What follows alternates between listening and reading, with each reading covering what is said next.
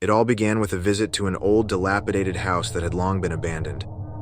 It was said to be cursed, but curiosity had gotten the better of me. As I entered the house, the air grew heavy with a sense of foreboding. The wallpaper peeled from the walls like the skin of a leper, and the floorboards creaked beneath my hesitant steps. The only source of light came from a few rays of sun breaking through the dusty windows. In the corner of what appeared to be a child's room, I found them, a stack of drawings, each more unsettling than the last. They were crude, childlike sketches, but there was something undeniably sinister about them. I couldn't resist taking a closer look.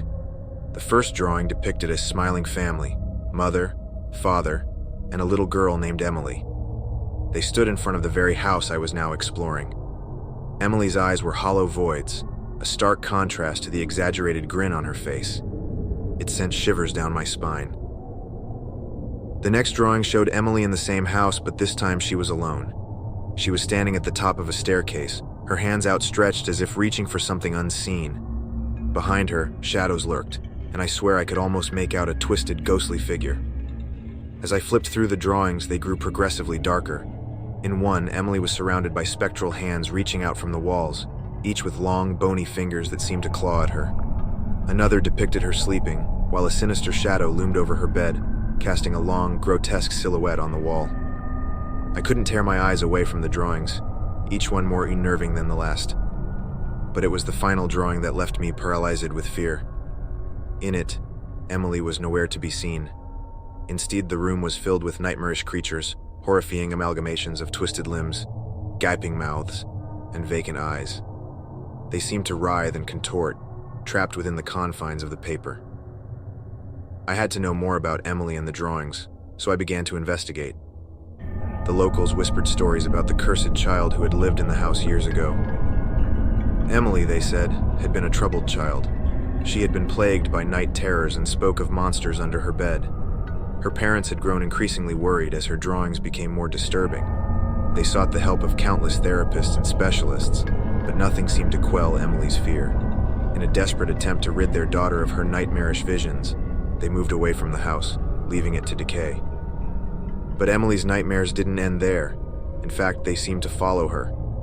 She grew more and more withdrawn, convinced that the sinister entities from her drawings were real and were tormenting her. Her parents, too, were plagued by strange occurrences, objects moving on their own, chilling whispers in the dead of night. Emily's drawings became her only solace, her way of coping with the unrelenting horror that had gripped her life.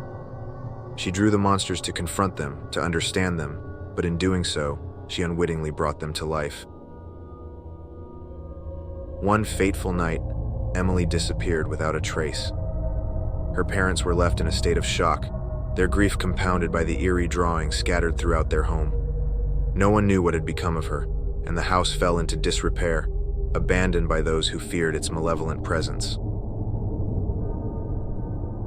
As I continued my research, I came across an old journal that belonged to Emily's father. It chronicled their descent into madness, the unexplained phenomena, the sleepless nights, and the feeling of being relentlessly pursued by unseen forces. In the final entry, he wrote of a chilling encounter with Emily herself. She had returned to the house, her eyes vacant and lifeless. She had spoken in a voice that was not her own, uttering incomprehensible words that sent shivers down his spine. He had begged her to leave, but she had only smiled that haunting, twisted grin. I couldn't escape the feeling that Emily's presence still lingered in that house, that her drawings were a gateway to the nightmarish world she had tried to escape. I couldn't help but wonder if the sinister entities she had drawn still lurked within those pages, waiting for someone foolish enough to unearth them. In the end, I left the house, taking the drawings with me. I couldn't bear to leave them behind, but I knew that I had unwittingly become a part of Emily's story, a story of darkness, despair, and unspeakable terror. And as I walked away, I couldn't shake the feeling that I was being watched by eyes that were not my own, that the malevolent entities from Emily's drawings were now a part of my world too, waiting to strike when I least expected it.